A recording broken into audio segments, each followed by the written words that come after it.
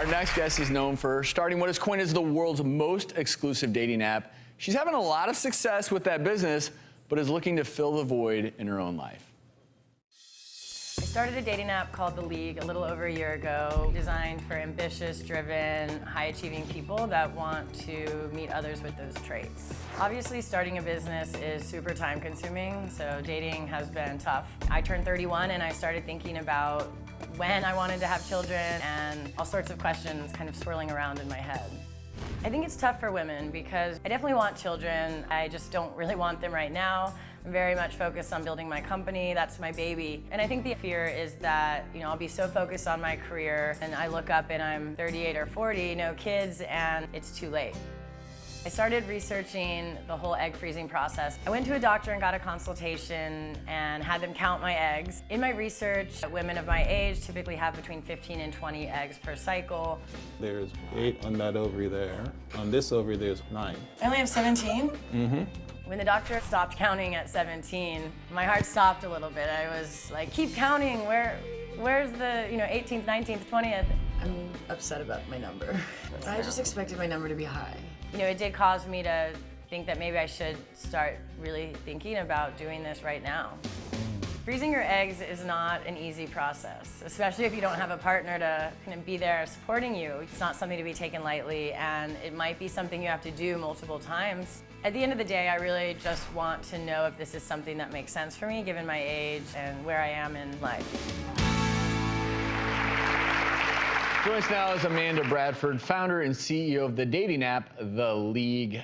Thanks for being here. Thanks, guys. Now, I'm curious, you've gone through this evaluation and process. Where's your headspace right now as far as freezing your own eggs?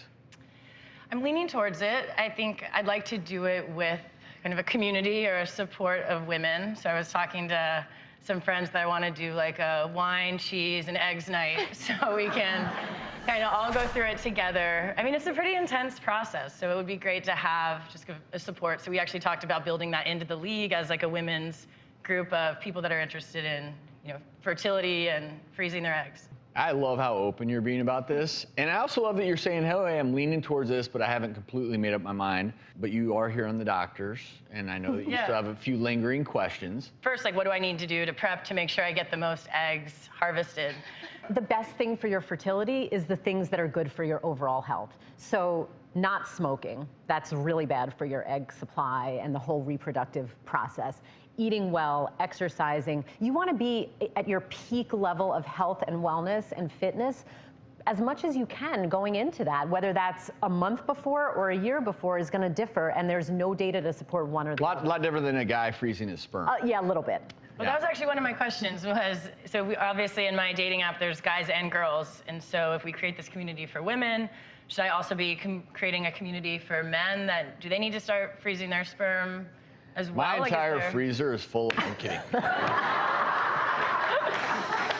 That's quite a visual. It's a lot easier. I mean, the fact of the matter is that men can produce viable sperm way later in their chronological age than women can. There is a lot of good data now that as men age, there are some slightly negative effects on the chromosomes or the overall sperm quality, but it's much, much less than for a woman. So then the last question I had was around, let's say I freeze them and then I don't unfreeze them till 41.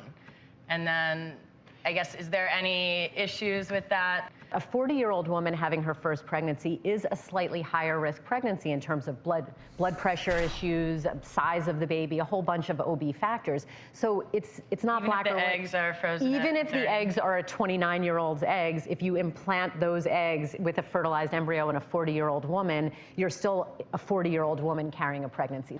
So I mean, really, you have to. I wish we had more time because I'm curious how the league works and all this. But best of continued success to you. Yeah, thank you. Good luck with this decision. Thanks for sharing.